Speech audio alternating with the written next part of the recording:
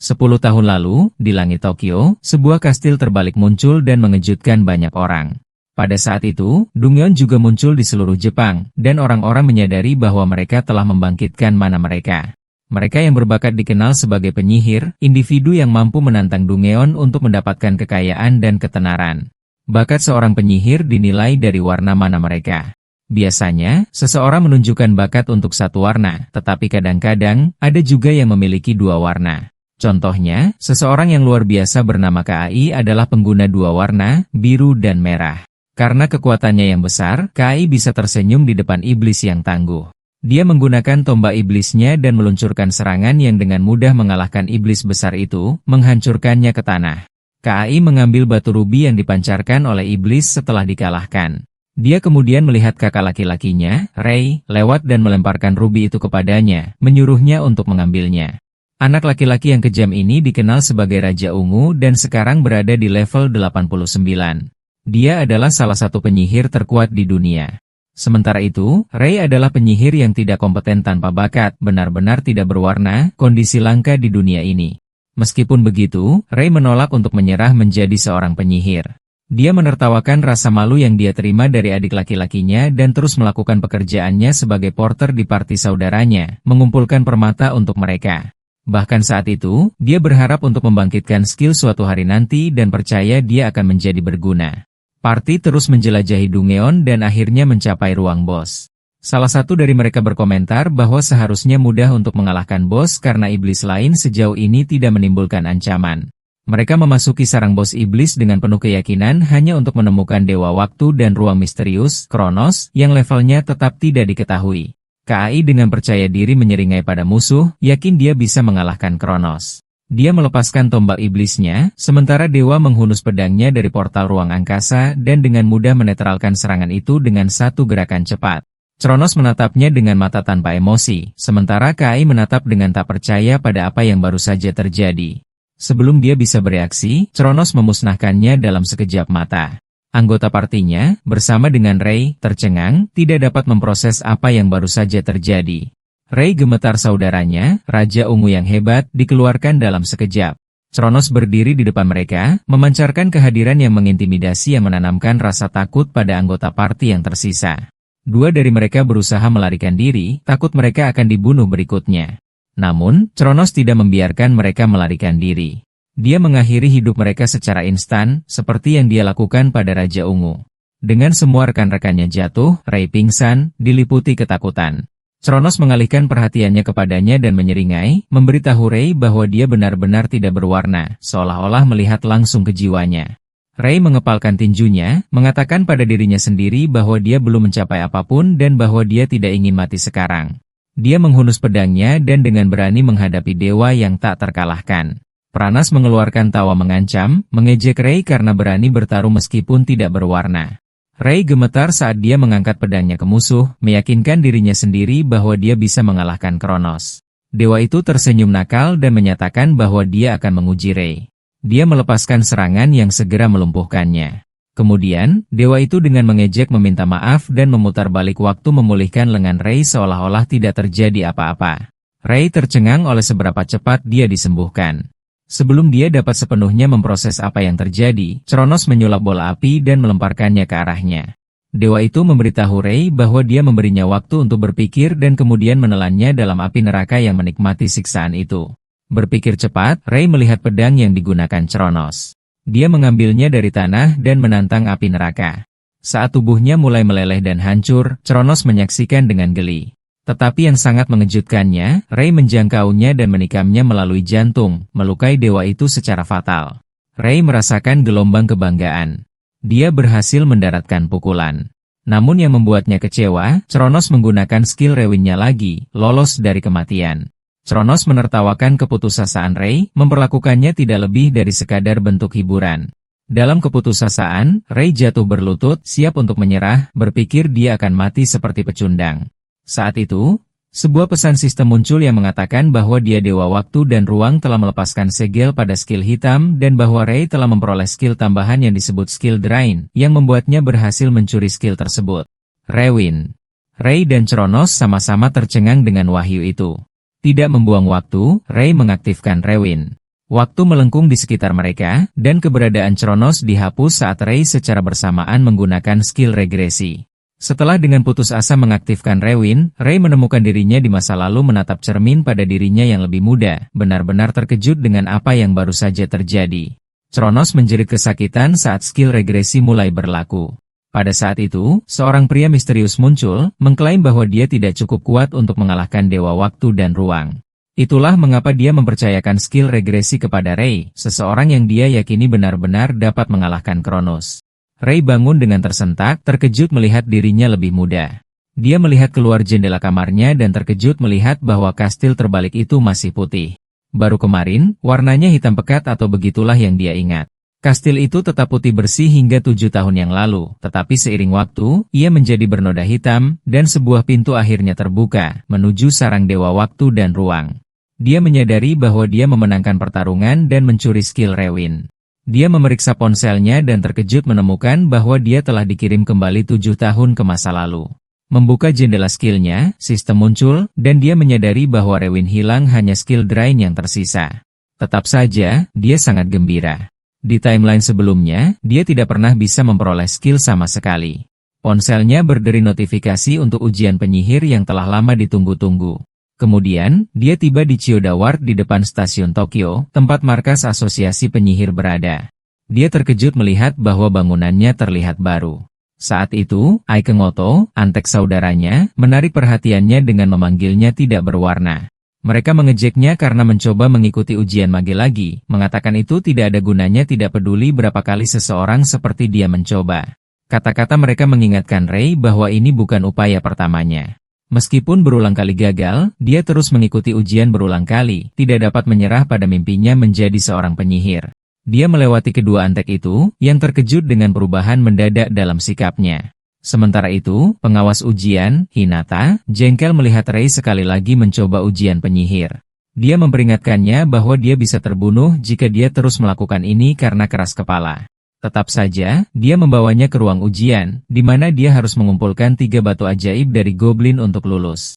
Biasanya, bagi seseorang yang telah membangkitkan skill, ini tidak akan terlalu sulit. Namun, Ray ingat bahwa beberapa tahun lalu, Recap, monster level 37, tiba-tiba muncul di Dungeon padahal seharusnya tidak. Seperti yang dia khawatirkan, Recap muncul lagi. Hinata terkejut dengan kemunculan monster itu dan mendesak Ray untuk melarikan diri sementara dia menanganinya. Tapi dia ingat bahwa di lini masa sebelumnya, Hinata tidak bisa mengalahkan Recap. Dia terpaksa mengulur waktu agar dia bisa kabur dan, akibatnya, terluka parah. Kejadian itu mengakhiri karirnya sebagai penyihir, dan untuk waktu yang lama, dia menyalahkan dirinya sendiri atas nasibnya. Menganalisis monster di depannya, dia dengan cepat menyimpulkan bahwa itu memiliki skill yang secara drastis meningkatkan kemampuan fisiknya, membuat serangan biasa menjadi tidak berguna. Dia melompat beraksi dan menggunakan skill Drain untuk mencuri kemampuan peningkatan tubuh Recap. Dengan status fisiknya yang sekarang ditingkatkan, dia menggunakan kekuatan monster itu sendiri untuk melawannya, memotongnya menjadi 2 dan berhasil memusnahkannya. Hinata terkejut melihat bahwa Ray telah mengalahkan Recap hanya dengan 1 pukulan. Ray menyadari betapa hebatnya skill Drain. Hinata bertanya bagaimana dia melakukannya. Dia panik karena dia tahu dia tidak bisa menyebutkan keadaan khususnya. Dalam panasnya momen, dia mengatakan bahwa itu hanya kebetulan dia mengalahkan makhluk itu, yang tidak dipercaya oleh wanita itu. Dia menyadari bahwa karena ada monster yang tidak beraturan, ujian perlu dibatalkan, dan dia perlu melaporkan situasinya ke markas. Sementara itu, Ray mengambil monastone emas yang dia dapatkan dari membunuh Recap dan berpikir tentang bagaimana dia membutuhkan 2 batu lagi. Hinata mengatakan kepadanya bahwa ini bukan waktunya untuk memikirkan ujian. Lebih banyak goblin muncul. Mereka menyerbu hanya agar Ray mengalahkan mereka hanya dengan 1 tebasan pedangnya. Hinata terpana melihatnya.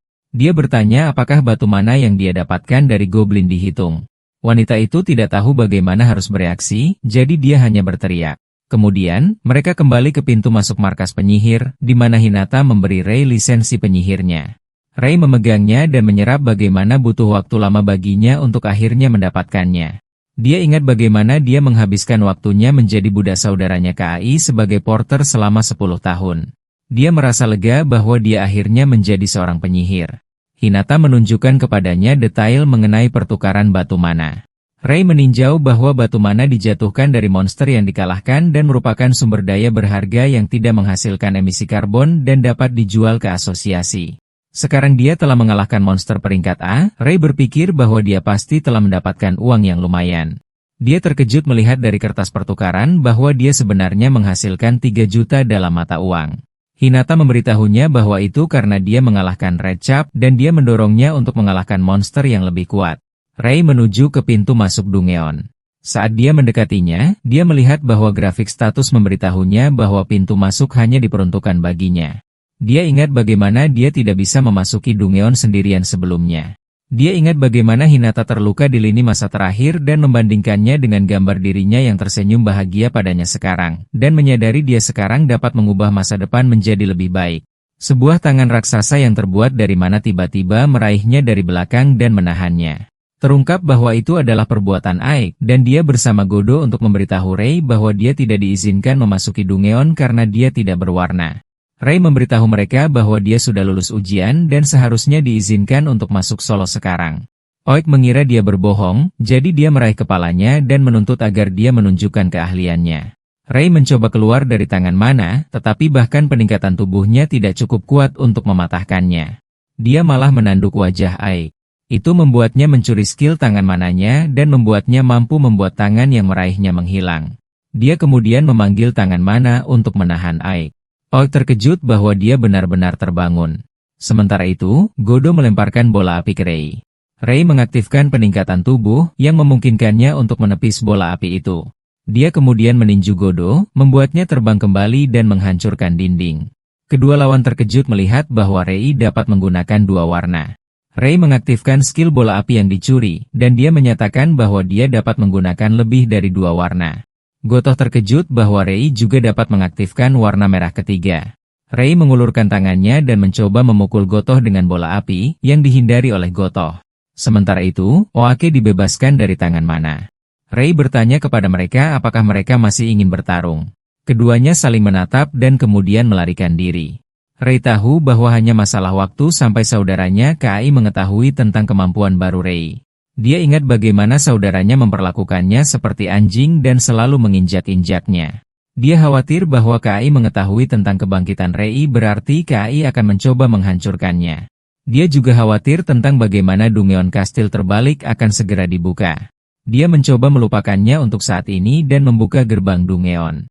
Gerbang terbuka untuk mengungkapkan lampu biru terang. Ray masuk. Saat dia berjalan di aula Dungeon, Ray meninjau bagaimana dia perlu naik level untuk mempelajari keterampilan dan meningkatkan kumpulan mana. Dia juga memikirkan tentang tingkat mana yang bisa dia kendalikan begitu dia naik level. Monster yang dikenal sebagai Flame Wizard muncul di depannya. Ray memanggil bola api untuk bersiap untuk pertempuran. Penyihir juga melemparkan bola api, tetapi ada banyak sekaligus dan ukurannya jauh lebih besar. Ray melihat bahwa perbedaan level mereka membuat semua perbedaan bahkan ketika mereka memiliki teknik yang sama. Monster itu meluncurkan bola api penyihir, memaksa Ray untuk juga meluncurkan miliknya. Bola api Ray mengenai salah satu bola api monster, tetapi lebih banyak yang masih datang ke arahnya. Dia melompat menjauh dari arah mereka untuk menghindarinya. Dia menyadari bahwa dia tidak bisa menang melawan makhluk itu dalam pertarungan langsung. Dia masih belum menyerah dan bergegas menuju penyihir. Penyihir menjadi gugup karena penyihir dibiarkan tidak berdaya selama 2 detik setelah meluncurkan mantranya. Ray mengaktifkan kekuatan yang ditingkatkannya dan meninju wajah makhluk itu. Jendela notifikasi memberitahunya bahwa dia telah berhasil mencuri skill bola api monster itu. Penyihir bangkit kembali dari kerusakan akibat pukulan itu dan mencoba memanggil lebih banyak bola api. Penyihir bingung karena tidak dapat melakukannya. Ray kemudian meluncurkan banyak bola api ke arah makhluk itu, menyelimuti penyihir dalam tornado api. Dengan kekalahan makhluk itu, banyak jendela notifikasi muncul untuk memberitahu Ray bahwa dia telah naik level beberapa kali. Dia melihat bahwa level 8-nya sebelumnya telah berubah menjadi level 12. Ini memotivasinya untuk masuk lebih jauh ke dalam terowongan dan naik level setidaknya hingga level 30. Melalui perjalanannya, dia melawan banyak monster dan naik level di sepanjang jalan. Akhirnya, dia menyadari bahwa dia sudah berada di level 27. Namun, dia juga bisa merasakan bahwa naik level semakin sulit. Pikiran ini membawanya ke bagian terdalam dari ruang bawah tanah tempat dia mencapai gerbang bos terakhir. Dia perlahan meletakkan tangannya di gerbang dan membukanya. Di sana, dia menemukan tengkorak iblis dan 2 im terbangnya. Ray melihat bahwa mereka semua berada di level yang lebih tinggi darinya, tetapi ini hanya memotivasinya untuk mencuri kemampuan mereka lebih banyak lagi. Dia menyerbu ke arah bos dan meninju tengkorak iblis itu. Pukulan itu diblokir oleh penghalang sihir tengkorak iblis. Melihat dia tidak bisa mendekat, Ray mundur lagi. Dia frustrasi karena penghalang mana berarti dia tidak bisa cukup dekat untuk mencuri kemampuan monster itu. Tengkorak iblis itu meraung dan kemudian menyerang Ray. Ray menghindari tebasan iblis. Melihat betapa kuatnya lawannya, dia merasa tidak punya pilihan selain menggunakan teknik yang baru saja dia pelajari. Ray melihat bahwa para im terbang ke arahnya. Dia melompat ke arah salah satu dari mereka dan meninjunya di dagu. Jendela notifikasinya kemudian memberitahunya bahwa dia telah berhasil mencuri kemampuan jarum es makhluk itu. Dia kemudian mengaktifkan bola api dan meluncurkannya ke im. Sementara makhluk itu terbakar, Ray memfokuskan kembali pada im lainnya dan meluncurkan jarum es ke arahnya. Tombak es itu menusuk im tepat di tengah dan menembus punggungnya. Dengan kedua im dieliminasi, Ray mengembalikan perhatiannya pada tengkorak iblis. Monster bos kemudian dengan mudah memanggil lebih banyak imp dari udara tipis. Para imp menyerang Ray, tetapi mereka dikalahkan dalam sekejap. Dengan mengalahkan mereka, dia naik level 28. Sebuah notifikasi kemudian muncul untuk memberitahunya bahwa dia telah mendapatkan kontrol mana yang lebih baik dan sekarang dapat membuka sintesis keterampilan. Ray memanggil jarum es di tangan kanannya sambil juga memanggil bola api di tangan kirinya. Dia kemudian menggunakan sintesis keterampilan untuk menggabungkannya menjadi pusaran elemen biru dan merah. Dia kemudian menyerbu ke arah monster dan meluncurkan serangan baru yang dikenal sebagai tombak api. Monster bos menggunakan penghalangnya untuk memblokirnya, tetapi kali ini hancur. Ini membuat Ray menyentuh bos dan mencuri keterampilan penghalang mananya. Dia kemudian meninju bos, yang membuatnya mencuri kekuatan peningkatan tubuh bos. Sekarang, monster itu terasa lemah. Ray menyerang dengan teknik tombak apinya, yang membakar tengkorak iblis itu menjadi tidak ada apa-apa. Dari sisa-sisa tengkorak iblis, hanya tersisa batu mana hijau. Dengan kekalahan bos, Ray naik level lebih banyak lagi. Dia meninjau bahwa sintesis keterampilan memungkinkannya untuk menggabungkan keterampilan untuk menciptakan keterampilan yang lebih kuat. Dia meraih batu mana hijau dan duduk untuk beristirahat. Jendela notifikasi kemudian tiba-tiba muncul untuk memberitahunya bahwa dia telah mencapai level yang cukup untuk meningkatkan jumlah keterampilan yang dapat dia gunakan pada saat yang sama. Dari hanya 3 keterampilan sebelumnya, dia sekarang dapat menggunakan 5. Dia kembali ke asosiasi penyihir di mana Hinata terkejut mendengar bahwa dia telah mengalahkan iblis tengkorak serta mencapai 33 inci level hanya dalam 1 hari. Dia memberitahunya bahwa levelnya berarti dia sudah memenuhi syarat untuk menjadi penyihir peringkat B. Kai mendengar ini dan muncul untuk memberitahu Hinata bahwa ini pasti semacam kesalahan. Penampilannya membuat Ray tegang. Kai memberitahu Hinata bahwa dia tidak bisa menjadi penyihir peringkat B karena saudaranya bahkan tidak memiliki 1 keterampilan pun. Hinata memberitahunya bahwa Ray sebenarnya mengalahkan topi merah dan tengkorak iblis. Kai menatap Ray dengan marah. Orang gila itu mengaktifkan energi yang meningkatkan kekuatan tinjunya dan meninju Ray. Dampaknya seperti ledakan yang membuat para penonton kewalahan. Namun, ternyata Ray telah memblokirnya dengan penghalangnya. Dia memberitahu Kai dengan nada sinis bahwa serangannya berbahaya. Kai sekarang tahu bahwa rumor bahwa Ray telah terbangun itu benar. Dia memperingatkan Ray untuk tidak sombong hanya karena dia sekarang dapat menggunakan beberapa keterampilan. Dengan senyum nakal, Kai menantangnya untuk berduel untuk mengujinya. Hinata mendesak Kai untuk tidak bertarung, tetapi pria itu mengatakan itu adalah caranya untuk melihat apakah saudaranya benar-benar layak untuk menjadi penyihir peringkat B. Dia memberitahu Ray bahwa jika dia tidak melakukannya, itu pasti berarti kelayakan peringkat B-nya sebenarnya adalah kebohongan. Ray memikirkannya dan menyatakan bahwa dia akan melakukannya. Kepercayaannya membuat Kai kesal. Kedua bersaudara itu menuju ke area arena di mana mereka saling menatap dari seberang ruangan. Ray berpikir tentang bagaimana dia seharusnya tidak menurunkan kewaspadaannya karena dia hanya dapat melakukan 3 keterampilan combo di level 30, sementara Kai dapat melakukan 5 keterampilan sekaligus di level 50-nya. Itu membuatnya enggan menghadapinya secara langsung. Ray memanggil jarum es. Kai menjawab dengan memanggil 4 bola api. Ray melemparkan tombak esnya, yang disambut oleh bola api. Elemen-elemen itu meledak saat mereka bersentuhan. Ray menggunakan asap sebagai penutup dan saat asapnya menghilang, dia sudah akan meninju Kai. KAI terkejut melihat saudaranya ditingkatkan oleh keterampilan kuning. Ray menyimpulkan bahwa KAI saat ini memiliki mana yang cukup untuk melakukan hanya satu serangan. Ray mengaktifkan sintesis keterampilan dan memanggil tombak api. KAI terkejut lagi melihatnya menggunakan 3 warna keterampilan sekaligus. Pria itu masih tersenyum dengan percaya diri dan mengaktifkan bola api untuk memblokir serangan Ray. Ini mendorong Ray mundur beberapa meter. Ray terkejut bahwa keterampilan bola api dasar lawannya cukup untuk mengalahkan tombak api sintetisnya. KAI memberitahunya bahwa dia berada di level yang berbeda dibandingkan dengannya. KAI menembakkan rentetan bola api yang dihindari Ray. Ray kemudian melemparkan tombak api lagi. KAI membalas dengan bola api yang menghancurkan tombak. Ray kemudian menggunakan penghalang untuk melindungi dirinya dari bola api, tetapi penghalang itu pecah dan ledakan itu mengirimnya kembali. KAI memberitahunya bahwa jika dia menundukkan kepalanya sekarang, dia akan memaafkannya. Dia menuntut agar dia mengatakan dia menyesal karena terbawa suasana. Ray tahu dia tidak bisa menang dan menyerah adalah langkah terbaik. Dia menghapus pikiran itu dan menyatakan tidak akan tunduk lagi padanya.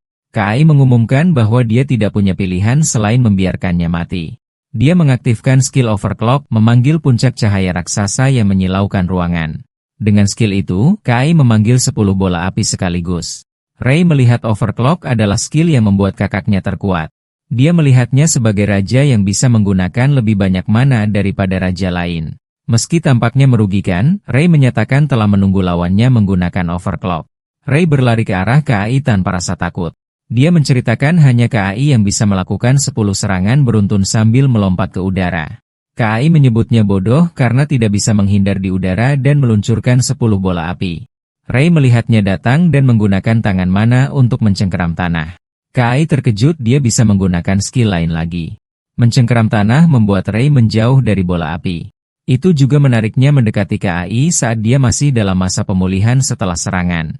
Dia meninjunya tepat di wajah saat dia masih benar-benar tak berdaya. Pukulan itu sangat kuat hingga KAI terlempar ke belakang. Dengan pukulan itu, Ray berhasil mencuri skill overclock-nya. Dia yakin dia telah menang sekarang karena KAI tidak punya jurus pamungkas lagi.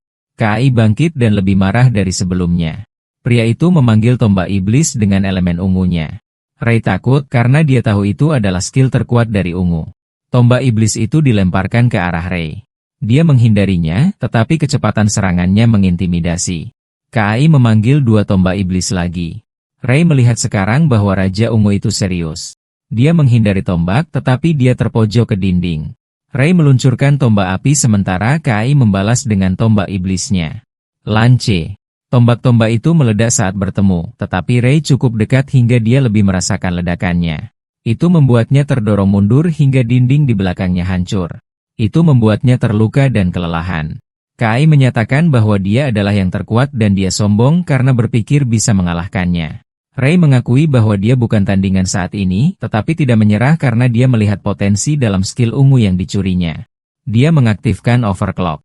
KAI terkejut dia bisa menggunakannya. Ray bisa merasakan kapasitas mananya berlipat ganda. Jendela notifikasi memberitahunya bahwa karena kapasitas mananya meningkat, dia telah membuka sintesis skill hitam. Ray tersenyum karena dia telah menemukan kartu kemenangannya. Dia menggabungkan merah, biru, dan kuning untuk sintesis skill yang dia tahu belum pernah dilakukan sebelumnya. Campuran itu kemudian berubah menjadi energi hitam di telapak tangannya. KAI terkejut melihatnya membuka mana hitam. Sementara itu, Ray mengenang bagaimana semua orang mengatakan kepadanya bahwa dia tidak cocok untuk salah satu dari ketiga warna. Dia berkata pada dirinya sendiri bahwa mereka semua salah dan menyatakan bahwa dia adalah penyihir kegelapan. Terkejut dengan warna mana yang asing, KAI meluncurkan tombak gelap untuk menjauhkan kakaknya. Mereka melesat tepat ke wajah Ray, tetapi dia menghadapinya tanpa rasa takut. Fokus mutlak menyilaukan matanya, dia membakarnya dengan api dan melesat ke depan. Tampaknya itu adalah pencapaian yang mustahil, tetapi penyihir tak berwarna itu sekarang menerobos mantra Raja Ungu. Mereka berdua menyulap serangan yang kuat, tetapi KAI bingung ketika api jurang benar-benar menghabiskan tanahnya yang sangat besar. Itu menghantam tubuhnya secara langsung dan membuatnya mengalami ledakan yang menyakitkan. Begitu saja, pertempuran selesai. Saat asap mereda, Ray terengah-engah karena kelelahan dan menatap adiknya, yang pingsan karena semua kerusakan. Dia juga jatuh berlutut, kesulitan mempercayai apa yang baru saja dia capai. Sistem muncul di dekat wajahnya, dan itu menunjukkan bahwa dia berhasil mensintesis skill hitam yang belum pernah dilihat sebelumnya, Abyss Flame.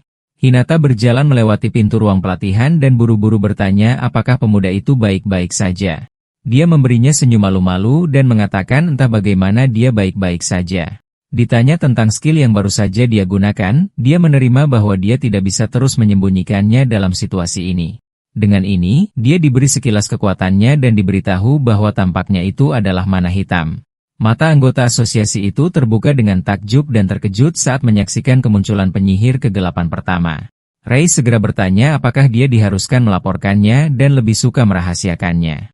Dia pasti tidak berniat menekannya untuk mengungkapkan dirinya, tetapi mengatakan bahwa dia mungkin kehilangan kesempatan dengan melakukannya. Penyihir terkuat dari setiap warna diberi gelar raja, seperti halnya KAI. Sederhananya, dia adalah satu-satunya yang memiliki warna seperti itu di dunia, yang berarti, dia akan langsung diberi gelar itu beserta semua kemuliaannya. Berbeda dengan yang lain, pikiran itu membuatnya ragu.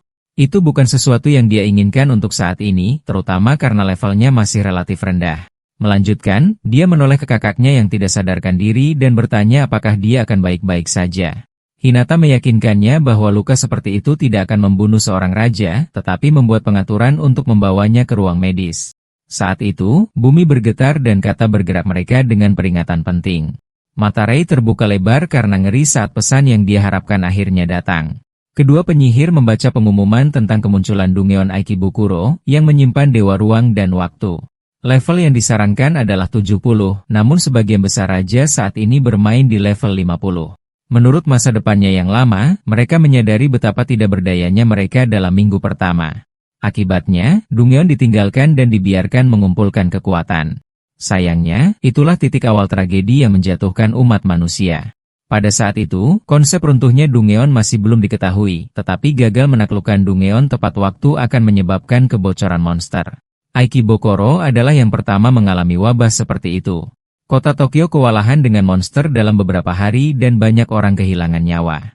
Tidak ingin membiarkan tragedi seperti itu terjadi sekali lagi, Ray memutuskan untuk menghentikan keruntuhan apapun yang terjadi.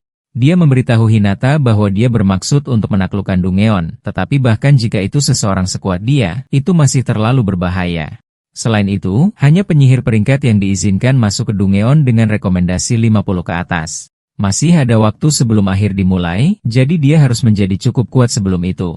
Dia memastikan bahwa ujian promosi peringkat A berikutnya adalah minggu depan dan mengumumkan bahwa dia akan menaikkan peringkatnya dalam periode ini. Hinata tidak percaya klaim percaya diri yang berbatasan dengan kesombongan. Tetapi jika itu Rei, maka lulus ujian mungkin saja terjadi. Konon, masih ada masalah. Untuk ikut serta dalam ujian, seseorang harus menyelesaikan ruang bawah tanah peringkat B dengan sebuah party terlebih dahulu. Dengan kata lain, dia punya waktu 1 minggu untuk membentuk party dan menaklukkan ruang bawah tanah. Dia benar-benar lupa tentang ini dan menjadi cemberut saat dia memeriksa pesan-pesannya. Semua orang masih mengingatnya sebagai penyihir yang lemah dan tidak berwarna. Karena itu, orang-orang di sekitar mengejek dan menghindarinya sepenuhnya. Mendapatkan promosi peringkat itu adalah suatu keharusan mutlak, tetapi membersihkan ruang bawah tanah tingkat tinggi sendirian terlalu sulit. Dia menghela napas dan menarik rambutnya, tidak yakin apa yang harus dilakukan. Saat itu, dia mendengar omelan dari dekat. Seorang wanita bernama Jama sedang menatap anggota party sambil berkata bahwa dia akan membuatnya bekerja. Penasaran, Ray mendengar dia berbicara tentang membiarkan seorang gadis bergabung karena dia adalah pengguna warna ganda, tetapi keahliannya sangat lemah. Seorang wanita yang familiar meminta maaf tanpa keberatan. Itu bukan pemandangan yang bagus bagi pria muda itu, yang juga menghabiskan sebagian besar hidupnya diperlakukan seperti beban mati. Pemimpin parti memanggil ayah dan mengatakan bahwa dia hanya terus menahan mereka. Nama itu membuat Ray langsung berbalik, dan dia mengenali wanita itu dari masa depannya yang lama. Dia akhirnya akan dikenal sebagai Raja Scarlet, penguasa sihir kuning. Namun, dia masih seorang penyihir yang tidak kompeten selama era ini. Sedemikian rupa sehingga dia diperlakukan seperti sampah oleh anggota timnya sendiri. Ayah gemetar, khawatir karena dia tidak dapat membayar tagihan medis saudara perempuannya jika dia dikeluarkan. Dengan ekspresi putus asa, dia berjanji untuk melakukan yang lebih baik lain kali. Memangsa dirinya, Yama memerintahkan gadis itu untuk membuktikan tekadnya dalam penyerbuan mereka nanti. Dengan anggukannya, parti bergerak maju dan Ray tidak bisa tidak khawatir tentang apa yang mungkin terjadi. Saat dia berjalan pulang hari itu, dia memikirkan ayah yang hanya akan menjadi raja beberapa tahun kemudian. Sebelum dia mencapai titik itu, dia harus mengalami beberapa kesulitan. Dan dia bahkan ingat sebuah insiden di mana dia dibiarkan koma selama bertahun-tahun setelah melawan bos. Dia membeku, terpukul dengan kesadaran bahwa insiden itu mungkin terjadi hari itu. Meskipun dia tidak bisa memastikan, jelas bahwa dia tidak sehat sebelumnya. Dengan ini, dia bergegas untuk menyelamatkannya dengan tergesa-gesa. Sementara itu, Yama dan partinya mencapai ruang bawah tanah. Seorang bos ksatria spektral bernama Dula berdiri teguh, mengacungkan pedang besar dan baju besi tebal. Pemimpin itu kemudian tersenyum licik, mendapatkan ide. Dia tiba-tiba mendorong Eya ke depan dan menyuruh gadis malang itu untuk melawan bos sendirian. Itu adalah perintah yang tidak terpikirkan, karena bertarung bersama sudah menjadi tantangan tersendiri. Namun, mereka mengancam akan mengeluarkannya lagi jika dia menolak untuk melakukannya. Penyihir itu disuruh melakukan yang terbaik. Lagi pula, dia melakukan ini untuk adik perempuannya di rumah sakit. Diingatkan mengapa dia melakukan semua ini, ayah menerima perintah dan berbalik. Mereka terkikik saat mereka menyaksikan tangan kecilnya gemetar. Menyatukan mereka, dia memanggil bola api dan meluncurkannya ke arah bos. Itu dilalap api tetapi bahkan tidak bergerak 1 inci pun, juga tidak menunjukkan tanda-tanda kerusakan. Setelah sepenuhnya membatalkan serangannya, Dula melompat ke udara, mengangkat tinggi pedangnya untuk menyerang. Bos itu menghunjamkan pedangnya ke tanah, dan dia hampir tidak berhasil menghindar. Terkirim terbang oleh gelombang kejut, Haya berjuang untuk segera bangun dan menemukan musuh berdiri di atasnya bahkan sebelum dia bisa pulih. Melihatnya mengangkat pedangnya untuk membunuh, dia menutup matanya dengan ketakutan, menegaskan sekali lagi betapa tidak bergunanya dia. Saat itu, mereka mendengar suara keras mengaktifkan peningkatan tubuh yang ekstrim. Ray telah tiba tepat waktu untuk menyelamatkannya dan memblokir pedang berat bos dengan miliknya. Mereka menyaksikan dengan heran saat dia mengeluarkan teriakan perang yang keras, mengumpulkan kekuatannya. Pria muda itu berayun melawan ksatria dan mengirimnya menabrak tanah. Menerobos keterkejutan mereka, dia berbalik ke ayah dan bertanya apakah dia baik-baik saja. Yama dan kelompoknya memandang Rei bertanya-tanya siapa pengunjung tak diundang itu. Dula adalah jenis monster yang memiliki berat kolosal, tetapi dia baru saja meledakkannya dengan 1 ayunan pedangnya. Saat mereka mulai bertanya-tanya apa dia, bos berdiri kembali dan meraung marah. Sementara serangan itu membuatnya menabrak, wajar saja membutuhkan lebih banyak untuk menjatuhkannya. Armornya ditingkatkan dengan penguatan, jadi serangan normal tidak akan mudah menembus. Ray menyerbu masuk dengan rencana paling efektif yang dia miliki. Dula mengayunkan pedang beratnya, tetapi pria muda itu hanya melompati itu, berniat untuk mencuri keahliannya dan membatalkannya. Melompat tinggi ke langit, dia mengaktifkan kemampuan pengurasannya dan menyentuh dada target. Namun, itu tidak berfungsi seperti yang direncanakan dan dia benar-benar gagal mendapatkan apapun. Bos itu mengayunkan dan mengirimnya kembali jauh. Dia baik-baik saja, untungnya memblokir serangan itu dengan pedangnya tepat waktu. Upaya gagalnya mudah dimengerti. Armor Dula hanyalah bagian eksternal dari dirinya, jadi mereka harus menyentuh tubuh utamanya yang duduk di dalam. Membalas, bos itu mengayunkan pedangnya dan menghunjamkannya ke tanah, mengirimkan gelombang mana yang kuat ke arah mereka. Ray menempatkan dirinya di antara serangan dan ayah, dan memanggil penghalang sihir untuk memblokir mantra. Karena perisai itu difokuskan pada mereka berdua, gelombang kejut mengirim anggota parti gadis itu terbang. Yama berhasil mempertahankan posisinya dengan susah payah, dan dia mencoba melawan dengan memanggil tombak es. Diluncurkan ke musuh, ia melesat melintasi ruangan dengan kecepatan luar biasa, tetapi Dula bertemu dan menghancurkannya di tengah jalan dengan ayunan lain. Kekuatannya menghancurkan esnya dan mencapai penyihir, memaksanya untuk menabrak dinding di dekatnya. Tidak ada serangan mereka yang mencapai dengan benar. Jadi inilah saatnya bagi Ray untuk melakukan sesuatu terhadap musuh yang tangguh itu. Untuk menembus armornya yang diperkuat, pria muda itu mensintesis 3 elemen dan melemparkan api abis.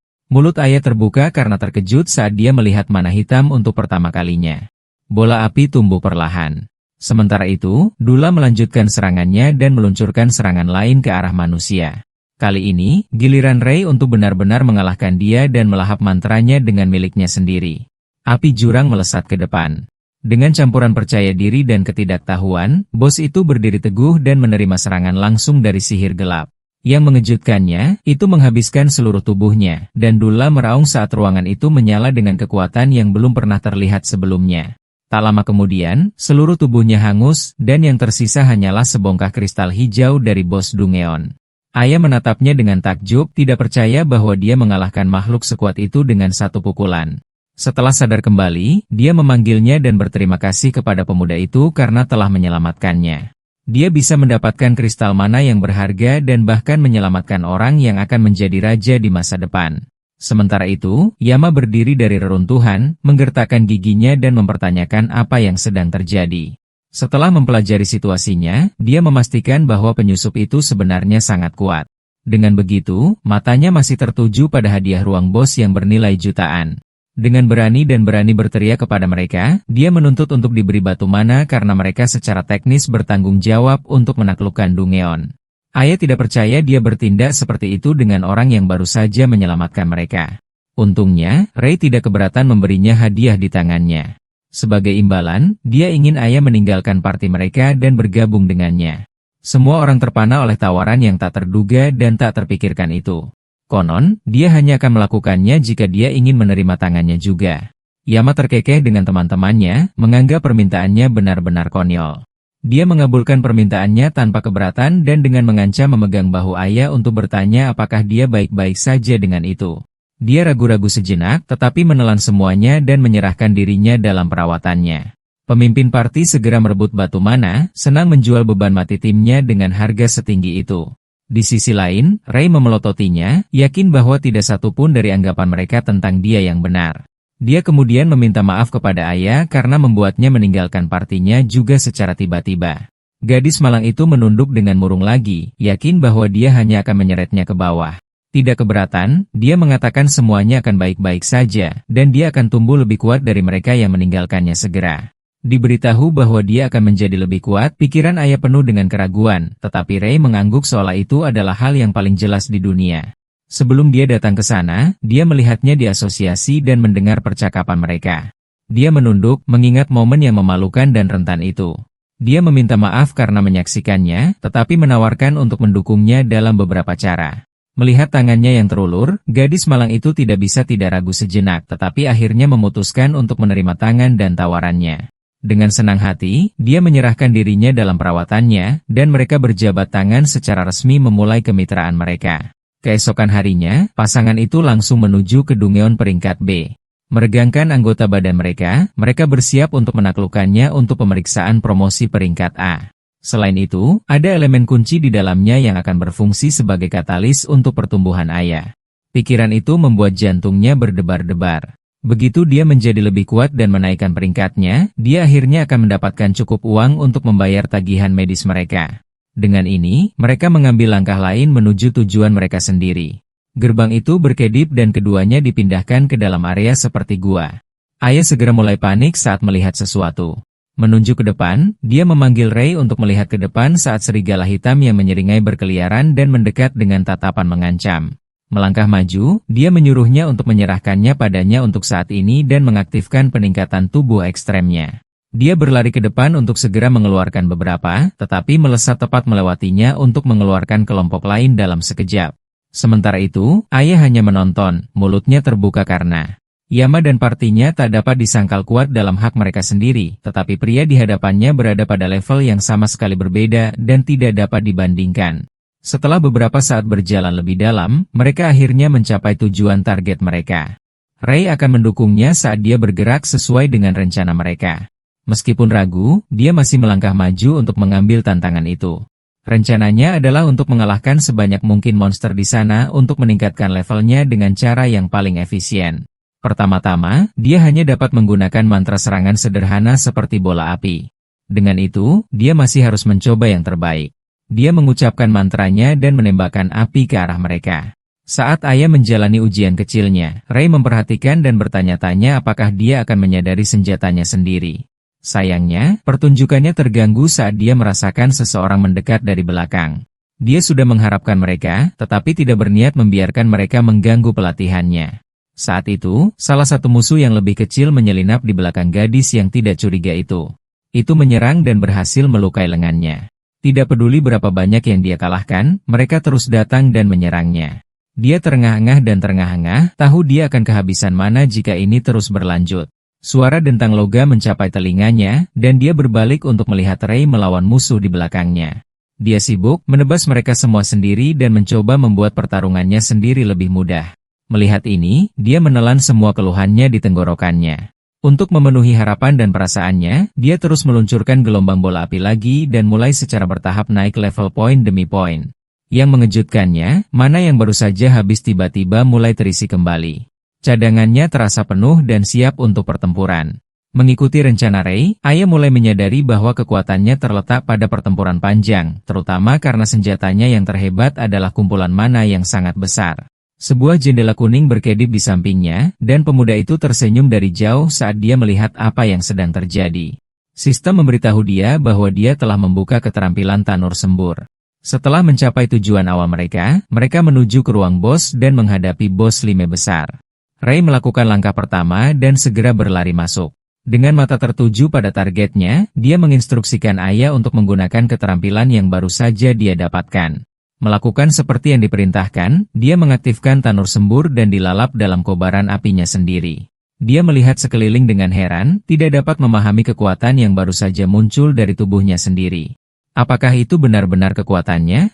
Ini adalah keterampilan yang meningkatkan daya tembak keterampilannya dengan mengorbankan biaya mana yang tinggi. Meskipun merugikan bagi orang lain, itu sangat cocok sesuai dengan kemampuannya. Diberdayakan oleh Tanur, dia menembakkan bola api lagi, tetapi sekarang lebih seperti penyembur api. Ray tersenyum saat dia melihatnya melampaui setiap harapannya. Kumpulan mana yang sangat besar dikombinasikan dengan keterampilan ini akan menjadi kombinasi yang memungkinkannya untuk menjadi Raja Scarlet yang terkenal. Pertempuran berakhir dengan serangannya, dan dia memujinya atas pekerjaan yang dilakukan dengan baik. Aya juga tidak bisa menahan senyum, sama-sama terkejut dengan kemampuannya sendiri. Ini semua berkat dia, dan dia tidak bisa melangkah sejauh ini tanpa bantuannya. Dengan Dungyeon peringkat B ditaklukkan, mereka memenuhi syarat untuk berpartisipasi dalam ujian promosi. Yang tersisa sekarang hanyalah lulus dan mencapai peringkat apapun yang terjadi. Hari ujian promosi peringkat A tiba, kemampuan tempur mereka akan diukur terlebih dahulu, lalu mereka akan dipasangkan untuk pertempuran tiruan. Para mitra berdiri di sana dengan tatapan bertekad saat momen kebenaran tiba. Ray harus lulus ujian dan menjadi penyihir peringkat A apapun yang terjadi. Dengan ujian yang sebenarnya tepat di depan mata, yang tersisa hanyalah melakukan yang terbaik. Saat mereka berbicara tentang ujian pertama untuk kemampuan tempur mereka, sebuah suara familiar memanggil, mengatakan dia tidak menyangka akan melihat seseorang yang tidak kompeten di sana. Yama ada di sana dengan anak buahnya, tampak menghina seperti biasa. Aya membeku saat melihat mantan pemimpinnya. Jadi Ray menempatkan dirinya di antara keduanya, dan mengatakan dia tidak akan kalah dari orang-orang pengecut seperti mereka.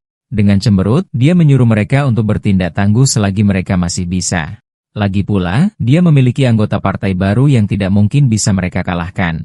Seorang wanita dengan rambut biru es dan ekspresi yang sama dinginnya berjalan maju. Ray segera mengenali namanya, Yuri.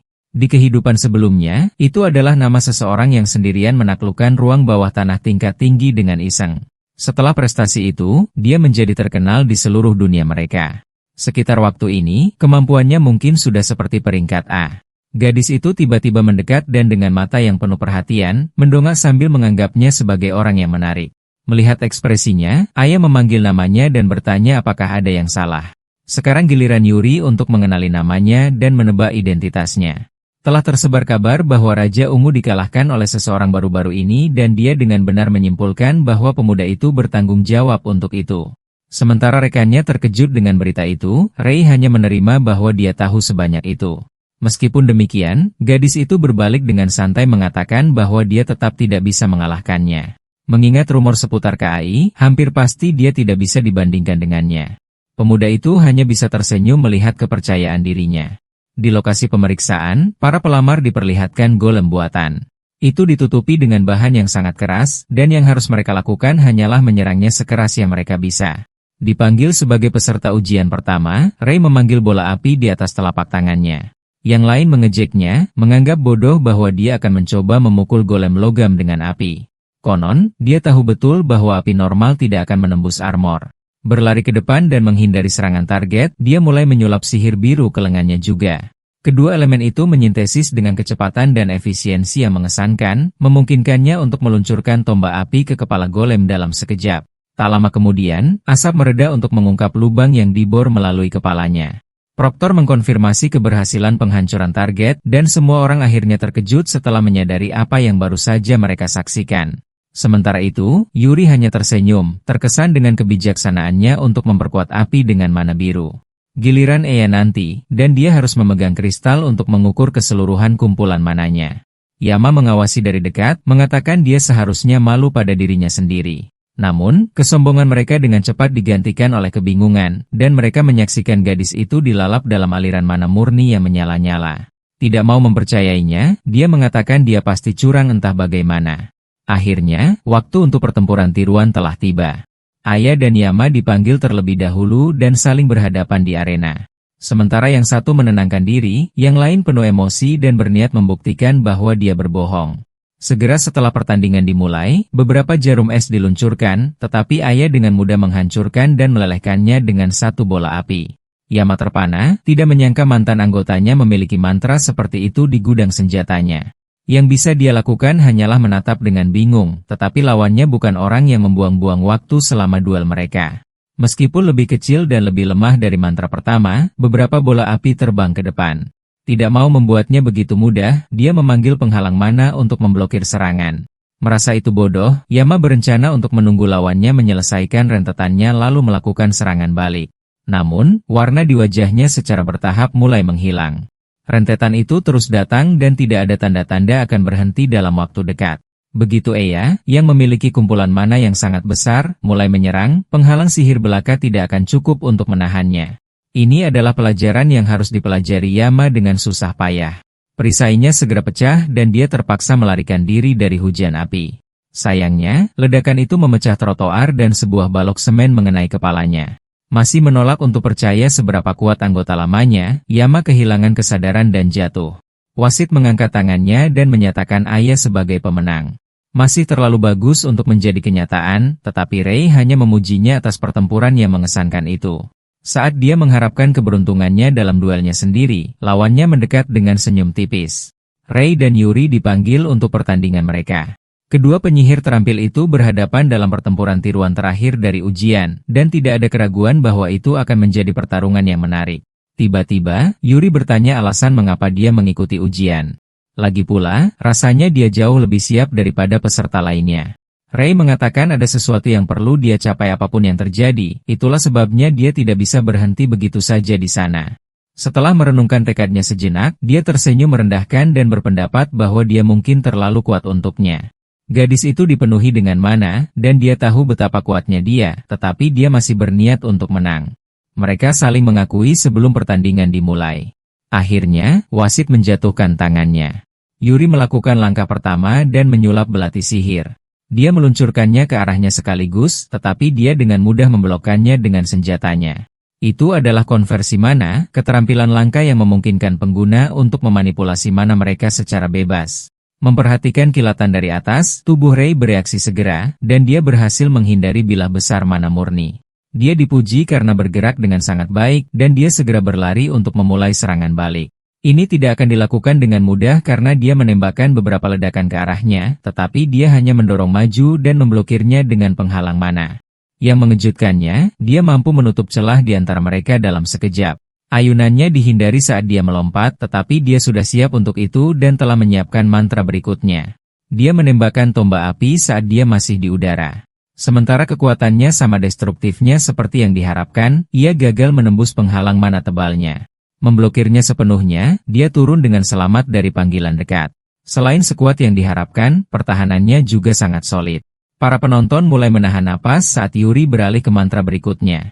Dia mewujudkan mananya menjadi bentuk seperti tentakel dan mulai mencambuknya sementara dia dengan putus asa bermanuver di sekitar mereka. Ini jadi merepotkan dan dia tidak bisa menang jika terus berlarian terburu-buru. Saat dia hampir terpojok dan terkena semua mana, cahaya kuning terang menyelimuti tubuhnya. Dengan peningkatan tubuh, dia menebas semuanya tanpa terkena satu serangan pun. Alih-alih ketakutan melihat itu, dia menyeringai menyadari kekuatan yang dia pegang.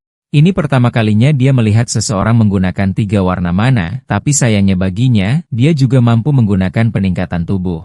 Bekerja sama menggunakan sihirnya, dia memunculkan sisi mana murni yang mengancam. Dengan peningkatan itu, dia menghilang dari tempatnya dengan kecepatan yang mengejutkan.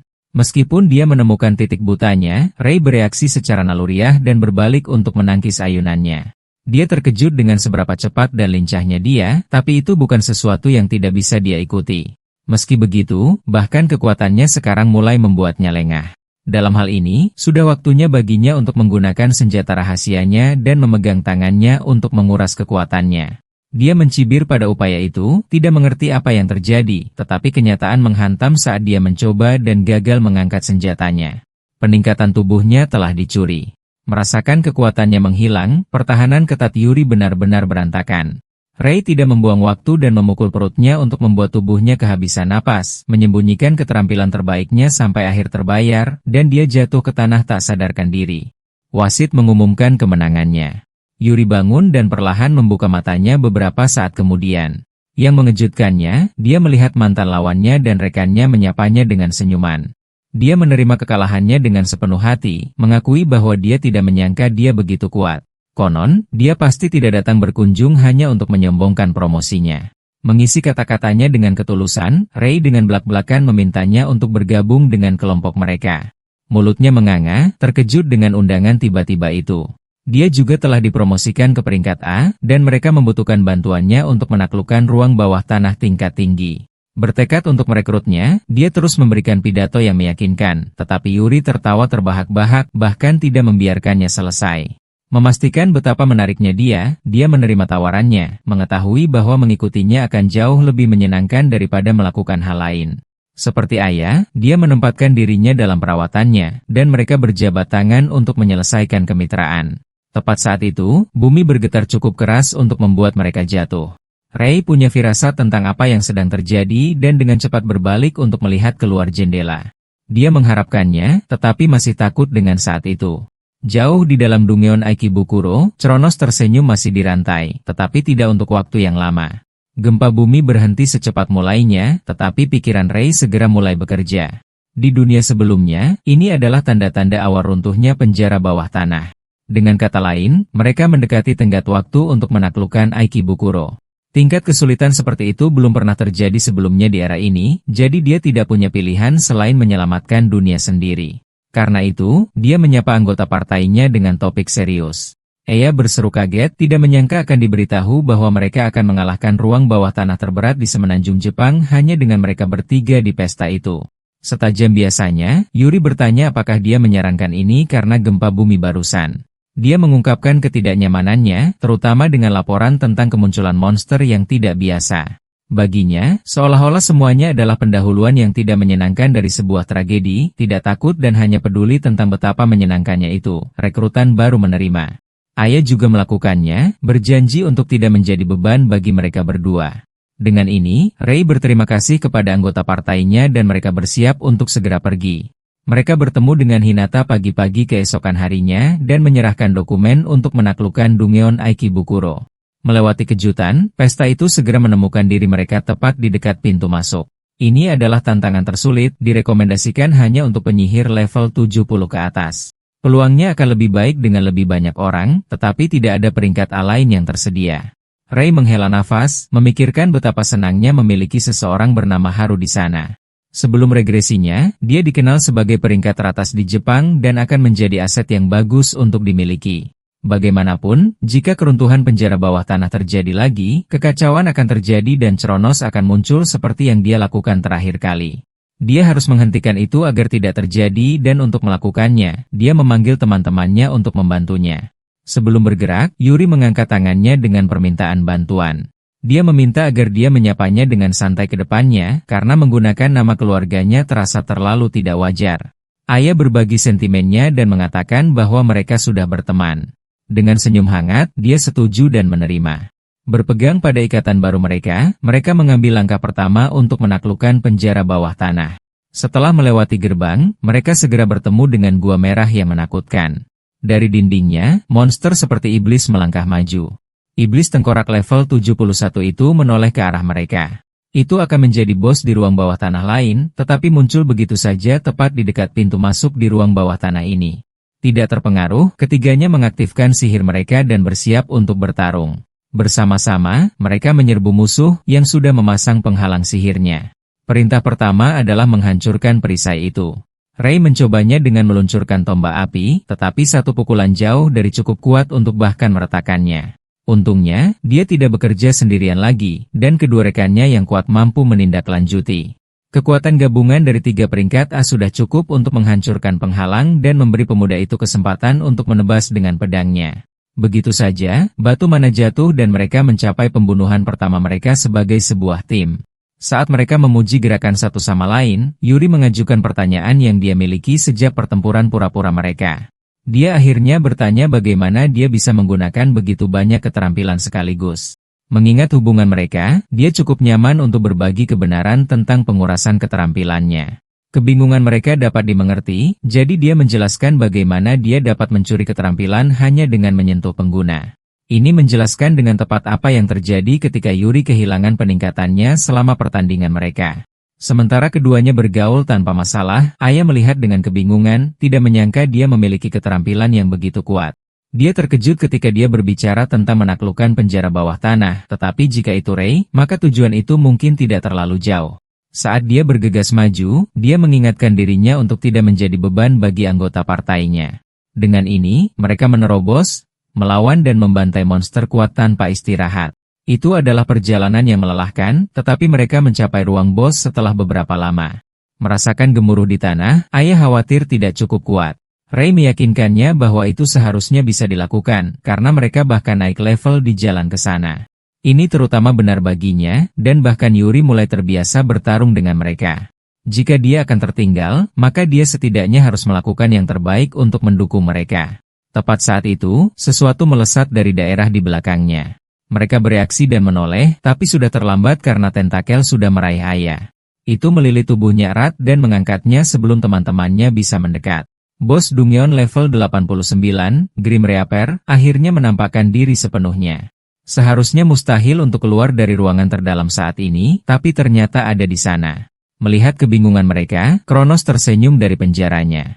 Mereka berada dalam situasi kritis yang tak terbantahkan, tetapi menyelamatkan Aya adalah sesuatu yang harus mereka capai apapun yang terjadi. Kronos mengamati manusia dan menyuruh mereka menjadi korban pertama pembukaan besar. Mereka memanggil Aya dan bertanya apakah dia baik-baik saja. Dia langsung memasang penghalang mana untuk melindungi diri dari hantaman, tetapi itu akan ada batasnya bahkan untuk seseorang dengan mana sebanyak dia. Rei juga tidak bisa menggunakan Abyss Flame karena dia mungkin terkena dampaknya. Putus asa untuk menyelamatkannya, dia sukarela mengalihkan perhatian tentakel dan menginstruksikan Yuri untuk mencoba mendekati Aya selama itu. Mereka dengan percaya diri maju seperti biasanya, tetapi satu gesekan biasa menunjukkan kekuatan destruktif bos dan langsung menuntut kehati-hatian. Rei mencoba lebih berhati-hati kali ini, tetapi sebuah tentakel menusuk dari titik butanya. Teman-temannya berteriak dan mencoba memperingatkannya. Untungnya, dia bisa memasang Man Ahen tepat waktu dan menarik dirinya ke tempat aman tepat sebelum terkena serangan musuh. Itu jelas panggilan dekat, tapi setidaknya dia memenuhi tujuannya dan memberikan cukup gangguan untuk Yuri.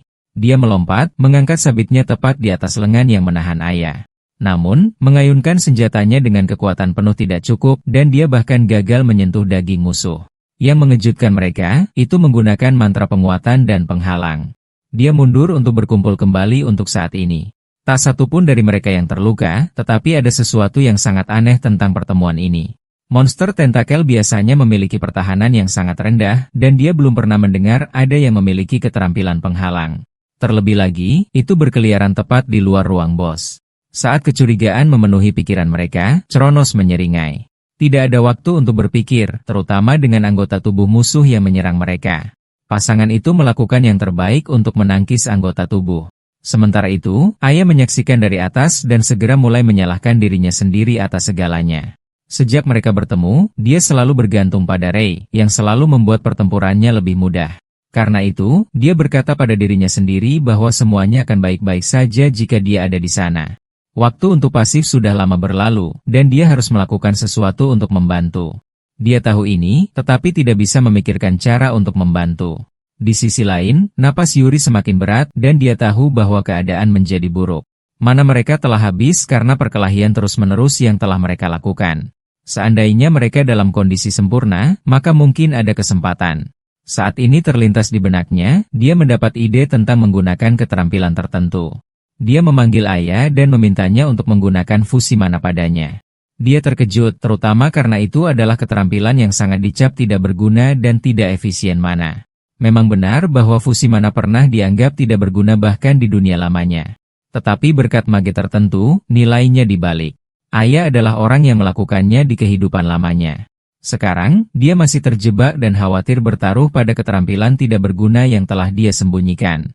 Tetapi jika itu Ray, maka mungkin mereka bisa memenangkan ini. Melakukan seperti yang diperintahkan, dia menggunakan fusi mana. Aura berapi-api tetapi hangatnya mengelilingi teman-temannya, dan mereka bisa merasakan mana mereka pulih. Keterampilan ini memungkinkan pengguna untuk berbagi mana mereka, dan karena itu hanya akan bekerja dengan mereka yang memiliki kumpulan mana yang besar. Ayah tampak senang bahwa dia bisa membantu dan menyelamatkan mana mereka bersama mereka.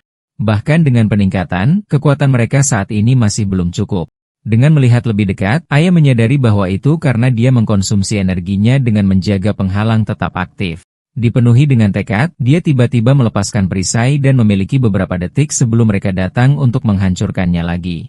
Ray dipenuhi dengan ketakutan, menyadari bahwa temannya menonaktifkan satu-satunya penghalang mana yang melindunginya. Seperti yang diharapkan, tentakel segera melilit tubuhnya, mencekik dan menyempitkannya. Hampir membebaskan mulut dan lengannya, dia meraih ke arah teman-temannya dan mengucapkan Blast Furnace. Kekuatannya mencapai target yang merasakan diri mereka ditingkatkan. Potensi fusi ditingkatkan dengan Blast Furnace, tetapi keputusannya sangat berisiko. Dengan lemah memanggil nama mereka, dia hampir tidak berhasil menjauh dan menjaga keterampilan tetap aktif. Akhirnya, tubuhnya tenggelam ke dalam tentakel. Diam-diam, dua mage yang tersisa mengkonfirmasi rencana mereka berikutnya. Dengan kecepatan dan kekuatan yang luar biasa, mereka melesat maju. Jika ayah menunjukkan tekad sebanyak itu, maka Yuri tidak bisa tidak membalasnya. Berterima kasih atas ketulusannya, mereka menerobos semua daging yang keras dan menerobos. Ray menebas tentakel Grim Reaper, berterima kasih kepada ayah karena membantu mereka memulihkan mana mereka dan memberi mereka kekuatan yang cukup untuk menembus pertahanan musuh. Dia memberitahu Yuri bahwa mereka perlu menjalankan rencana awal yang dia setujui. Mereka melakukan yang terbaik untuk mencapai ayah yang tidak sadarkan diri, tetapi monster itu tanpa henti mencoba menghentikan mereka untuk mendekati rekan setim mereka. Yuri kemudian dengan percaya diri mengatakan kepadanya bahwa dia dapat menciptakan celah baginya untuk mencapai ayah. Dia menyulap tangga yang terbuat dari mana untuk membantu Ray memanjat, memaksimalkan keterampilannya membawa benda-benda yang dibayangkan menjadi hidup. Ray tidak membuang waktu dan mendorong maju, menebas setiap tentakel yang mencoba mencegahnya menyelamatkan ayah. Setelah mengiris, dia akhirnya berhasil menyelamatkannya.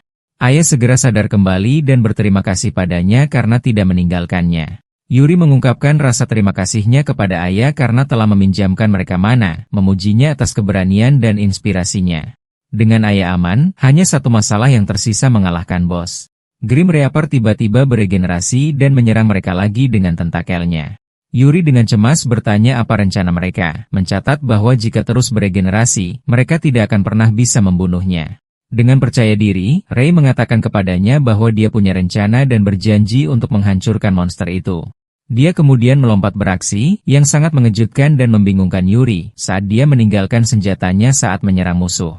Ray dengan berani menghadapi Grim Reaper dan melepaskan keterampilan Double Dark Mage-nya. Akhirnya menghancurkan bos dalam satu serangan dan meninggalkan lubang menganga di tubuhnya. Sementara itu, dalam penahanannya, Cronos sangat terkejut bahwa Ray berhasil mengalahkan Grim Reaper. Marah, dia bersumpah bahwa dia tidak akan pernah membiarkan Ray dan partainya meninggalkan Dungeon hidup-hidup. Tiba-tiba, sebuah tentakel muncul dari mayat Grim Reaper dan mencoba menyerang ayah. Untungnya, Ray menyelamatkannya tepat waktu.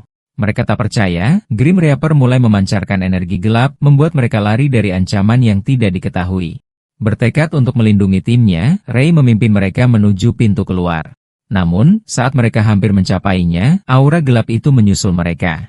Untungnya, seorang pria misterius muncul dan melindungi mereka dengan penghalang mana yang kuat, mengatakan bahwa mereka memainkan permainan yang sangat berbahaya.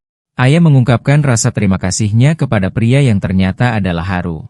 Dia tersenyum, senang dikenali oleh tim.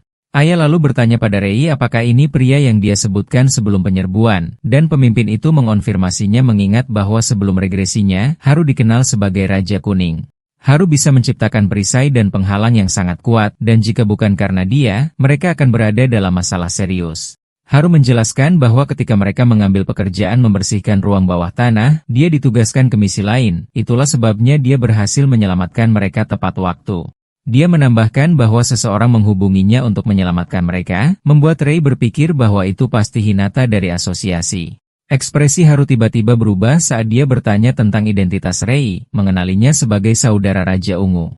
Melihat ekspresi terkejut Rei, Haru menjelaskan bahwa dia telah mendengar beberapa rumor menarik tentangnya dan sudah menantikan untuk bertemu dengannya secara langsung. Penyihir gelap itu tersenyum dan berterima kasih kepada Haru lagi karena telah menyelamatkan timnya.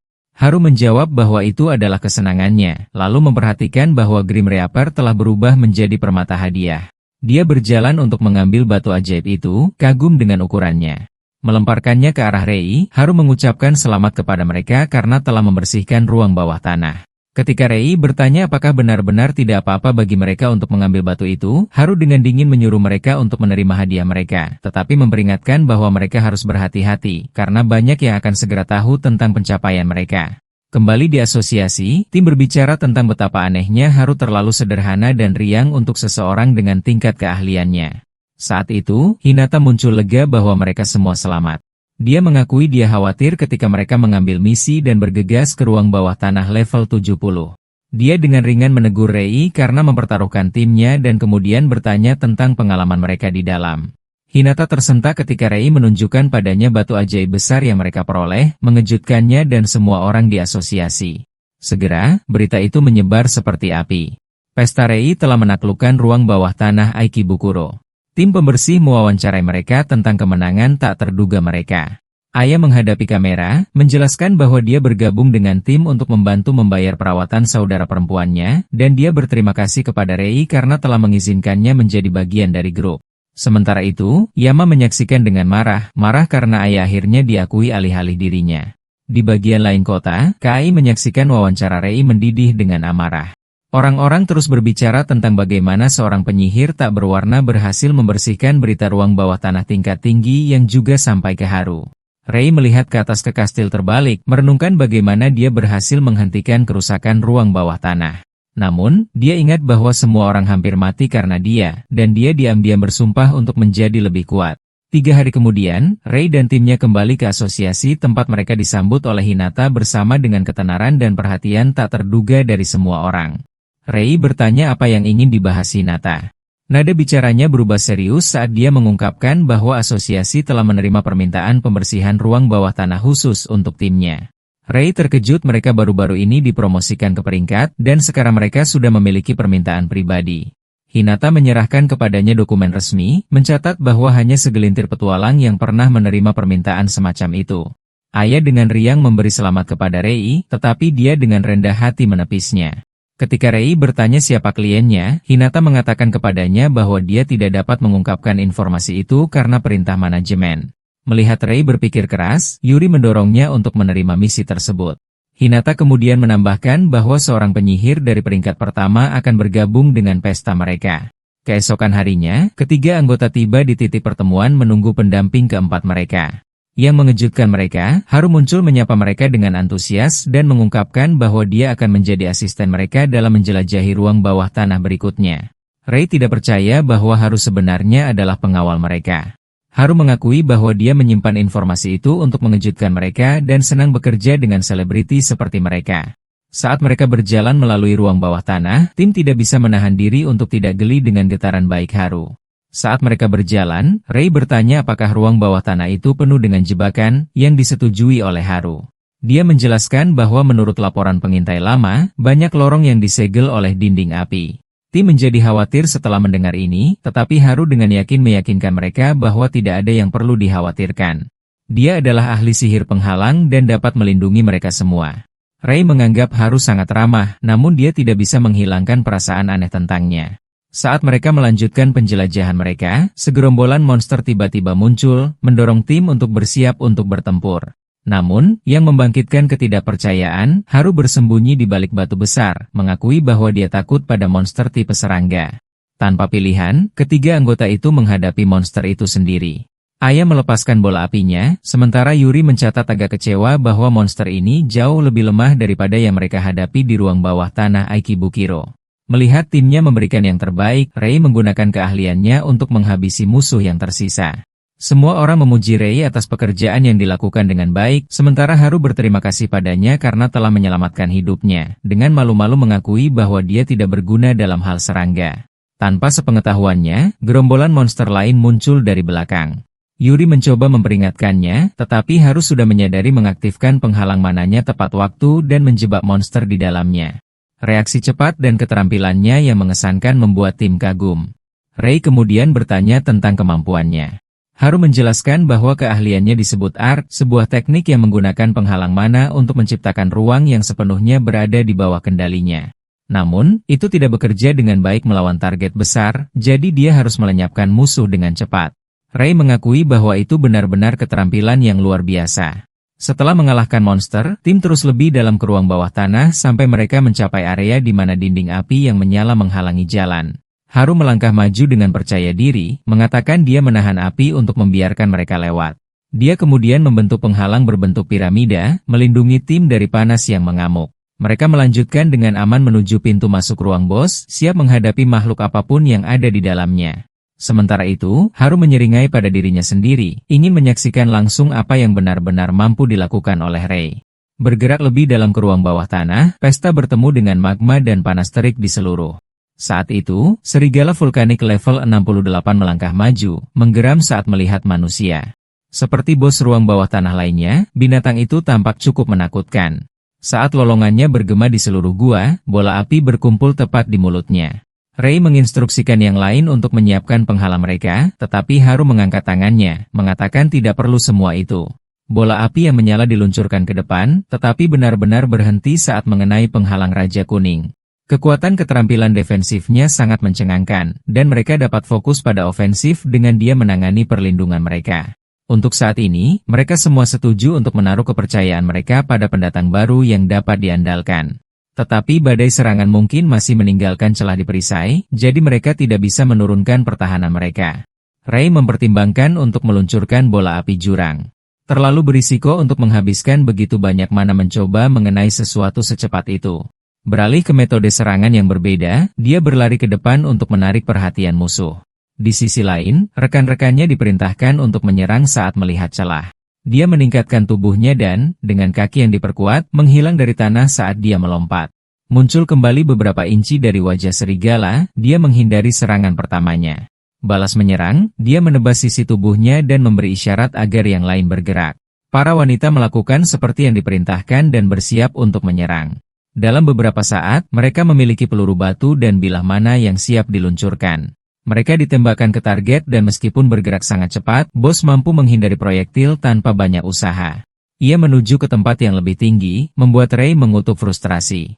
Dengan panas yang hebat yang sudah melelahkan mereka, mereka tidak bisa memperpanjang pertempuran. Sementara itu, Haru menyaksikan dengan tenang dan seksama. Mengetahui mereka akan membakar energi mereka segera, dia bertanya-tanya apa langkah selanjutnya dari pemimpin partai. Dia sudah membuat rencana baru dan menyuruh anggota timnya untuk membidik kaki serigala. Mereka tersenyum dan mengkonfirmasi perintah, senang dia benar-benar memikirkan sesuatu. Sekarang mereka hanya perlu memberikan semua yang mereka miliki. Yuri membuat langkah pertama dan mengirimkan bilah mana ke kakinya. Di sisi lain, Aya sedang bersiap untuk menggunakan tungku semburnya dan meningkatkan kekuatan tempurnya. Melewati batas normalnya, dia menyulap peluru batu besar dan menembakkannya ke musuh. Mengingat ukurannya, bos tidak punya pilihan selain menghindar dengan melompat tinggi ke udara. Ini adalah kesempatan yang sempurna karena tidak mungkin bisa menghindar saat berada di udara. Rei bergerak untuk menangkapnya tanpa pertahanan. Menarik lengannya ke belakang dengan pedang yang dilapisi es dingin dan keras, dia mengarahkan ujungnya ke musuh dan menusuk tubuhnya. Cahaya biru cemerlang berkedip di seluruh ruang bawah tanah. Menutup matanya saat menghembuskan napas terakhir, monster itu jatuh ke tanah. Menyaksikan ia menguap menjadi abu dan gumpalan batu mana, para anggota kelompok saling memuji atas pekerjaan yang dilakukan dengan baik. Haru mengakui kerja tim mereka yang mengesankan dan betapa terampilnya Rei sebagai seorang penyihir. Namun, dia bisa merasakan kekuatan aneh bersarang di dalam pemuda itu. Saat mereka bergerak untuk melaporkan kemenangan mereka ke asosiasi terlebih dahulu, Raja Kuning meminta mereka untuk menunggu dan memanggil kotak sihir emas. Ada sesuatu yang ingin dia uji, dan mereka akan menggunakan benda di dalamnya. Kotak kecilnya memiliki kemampuan untuk menjebak monster atau menguji kemampuan. Sejujurnya, Haru ingin tahu kekuatan sejatinya, jadi dia ingin Rei melawan benda di dalamnya. Dia tidak akan benar-benar memaksanya untuk melakukannya, dan dia akan menariknya kembali jika situasinya menjadi terlalu berbahaya. Penyihir muda itu tidak yakin apa yang dia inginkan, tetapi menuruti keinginannya mungkin benar-benar menguntungkannya, jadi dia menerima tantangan kecil itu. Dengan ini, kotak emas itu bersinar terang dan mulai terbuka saat mereka memulai. Berbeda dengan cahayanya, esensi gelap meresap keluar dari celah dan membentuk sosok humanoid. Melihat siluet itu, Haru menjelaskan bahwa itu membaca ingatan lawan dan berubah menjadi apa yang paling mereka takuti. Saat itu, jantung Rei berdebar dan wajahnya berubah pucat pasi. Di depannya ada Chronos, Dewa Ruang dan Waktu. Raja Kuning tersenyum bodoh, geli dengan anak laki-laki itu saat dia melihat sesuatu yang belum pernah dia hadapi sebelumnya. Dia tidak tahu bahaya yang baru saja dia bawa ke dunia. Rei tiba-tiba menghadapi musuh terbesarnya jauh lebih cepat dari yang dia duga. Bahkan Chronos yang asli merasakan kehadiran duplikatnya dari ruang bawah tanah, dan mengingat betapa miripnya dengan yang terakhir kali. Yang lain masih dalam kegelapan dan hanya ingin tahu tentang makhluk di depan mereka. Bayangan itu berubah menjadi ketakutan terbesar targetnya, tetapi Haru belum pernah melihat hal seperti itu. Dengan kata lain, Rei telah melawan sesuatu yang bahkan belum pernah dia hadapi. Penyihir muda itu masih tidak percaya, mencoba meyakinkan dirinya sendiri bahwa itu tidak mungkin. Konon, dia masih bisa merasakan sensasi putus asa yang mengerikan dan menghancurkan jiwa. Melihatnya mulai bergerak, penyihir itu menenangkan diri. Berniat menghancurkan musuh, dia membuat langkah pertama dan melompat ke pertempuran. Pedang mereka beradu dan dering logam yang memekakan telinga bergema melalui ruang bawah tanah. Rei tidak selemah dulu lagi. Sekarang, dia bisa mengayunkan dan mendorong dewa itu kembali. Namun, ini jauh dari cukup untuk mengganggu musuh yang begitu kuat. Chronos memelototinya dan tindakan sederhana itu cukup untuk meledakkan lubang melalui pilar batu di belakang targetnya. Yang lain masih mengamati dan menikmatinya seolah-olah itu adalah pertunjukan. Rei telah melawan musuh ini sebelumnya dan sangat menyadari kekuatan yang dia miliki. Sekarang, gilirannya untuk melawan. Dia membungkus pedangnya dengan es biru seperti sebelumnya. Ini adalah upaya putus asa dan dia berhasil melakukan kontak, tetapi yang mengejutkan, Chronos hanya tersenyum. Baja itu ditekan ke dada dewa, tetapi sangat keras sehingga dia bahkan tidak bisa menggaruknya. Dia terlempar ke belakang dengan ayunan mudah, dan dia tidak tahu bagaimana serangannya bisa dibelokkan dengan hampir tanpa usaha. Akhirnya, Haru menyadari bahwa itu terlalu berbahaya, dan melangkah lebih jauh akan berisiko meningkatkan keselamatan. Karena itu, dia bergerak untuk menyegel makhluk itu kembali ke dalam kotak, tetapi terdiam saat kekuatannya gagal bekerja di hadapan dewa. Yuki bertanya apa yang memakan waktu begitu lama dan menyuruhnya untuk segera menyegelnya. Namun, bayangan itu melawan dan dia cukup kuat untuk menahannya. Dengan skenario yang tidak terduga, mereka semua mulai panik. Itu tidak pernah terjadi pada Haru sebelumnya, dan dia tidak mengerti apa yang terjadi. Sementara itu, Chronos hanya tersenyum, geli dengan tubuh pseudo yang diberikan kepadanya. Mengingat parahnya situasi, para penyihir lainnya melompat beraksi dan mencoba membantu teman mereka. Ayah mengaktifkan tungku semburnya dan memberdayakan Yuri, yang melompat ke arah musuh dengan sabit mananya. Namun, mananya menghilang begitu dia mengayunkan senjatanya. Benar-benar rentan, tamparan sederhana mengirimnya terbang ke belakang dan menabrak sekutunya. Rei berteriak saat dia menyaksikan mereka segera dikeluarkan dari komisi. Haru meminta maaf karena membiarkan segalanya menjadi sejauh ini.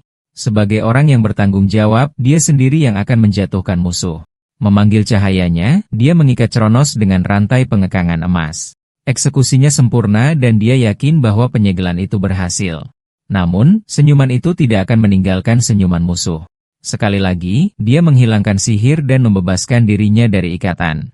Itu tidak dapat dipercaya bagi para penyihir, dan tampaknya pilihan mereka semakin menipis. Mereka terpojok dan mereka semua akan mati jika ini terus berlanjut. Bayangan itu menciptakan kembali Chronos dari ingatan Rei, yang menjelaskan kekuatannya yang mengerikan. Dia sadar dan mendapat ide jika semua itu benar. Dengan ini, dia menyuruh Haru untuk menyerahkan semuanya padanya. Dulu saat pertemuan pertama mereka, yang bisa dia lakukan hanyalah melarikan diri atau menerima kematian. Jika dia melakukan hal yang sama sekarang, maka tidak ada gunanya kembali ke masa lalu dan bekerja keras. Dia melompat maju tanpa rasa takut, tahu musuh pasti mengambil wujud monster melalui sebuah skill. Kalau begitu, dia seharusnya bisa menggunakan kemampuannya sendiri dan mencurinya. Menyentuh tubuh target, dia mencuri skill meniru bayangan dan mundur. Ia berdiri diam sejenak, mencoba mencari tahu apa yang terjadi, dan tiba-tiba berteriak marah saat tubuhnya mulai menguap. Musuh telah dikalahkan. Sementara itu, Haru berdiri dan menatap dengan kaget, tidak bisa memahami apa yang baru saja dilihatnya. Apakah Rei selalu seperti itu? Dan siapa dia sebenarnya? 3 hari kemudian, dia dan Yori berada di ruang tahta, berlutut dengan laporan untuk Raja Biru, yang duduk dengan penuh harap di atas tahta. Berdiri di lorong panjang, Yori menunggu dalam diam. Temannya datang terlambat dan Haru dengan malu-malu menjelaskan bahwa dia memiliki sesuatu yang harus diurus. Berjalan di depan, mereka dengan santai berbicara tentang kejadian baru-baru ini di ruang bawah tanah. Pada akhirnya, dia beruntung Rei memaafkannya setelah semua merendahkan diri dan meminta maaf. Berbicara tentang penyihir muda itu, dia ternyata jauh lebih baik daripada yang diharapkan Raja Kuning. Jika tidak, maka bos mereka tidak akan begitu tertarik. Mereka memasuki ruang tahta bersama-sama, meminta maaf karena memakan waktu lama. Raja Biru, Hojo, dengan gembira tersenyum pada keduanya dan menyuruh mereka untuk bersantai karena mereka melakukannya dengan baik. Terlepas dari itu, mereka masih meminta maaf dan menjelaskan bahwa mereka baru saja kembali dari ruang bawah tanah.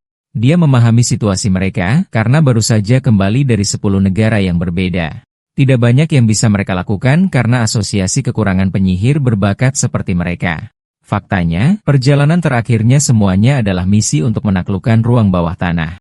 Hojo kemudian mencatat berita tentang Rei membersihkan Aikibukuro dan terkesan dengan kaki anak itu. Ini mungkin terdengar merendahkan, terutama karena dia baru saja mengalahkan sekelompok orang serupa sendirian. Rasanya seolah-olah dia berada di alam di atas manusia. Melanjutkan dan langsung ke intinya, dia meminta keduanya untuk memberitahunya tentang Rei. Diskusi berlangsung lama karena ada banyak hal yang bisa diceritakan tentang pria muda itu. Seperti yang lain, Raja Biru terkejut dan kagum dengan kemampuannya. Haru mengatakan dia berada di level penyihir peringkat S, jika tidak lebih kuat.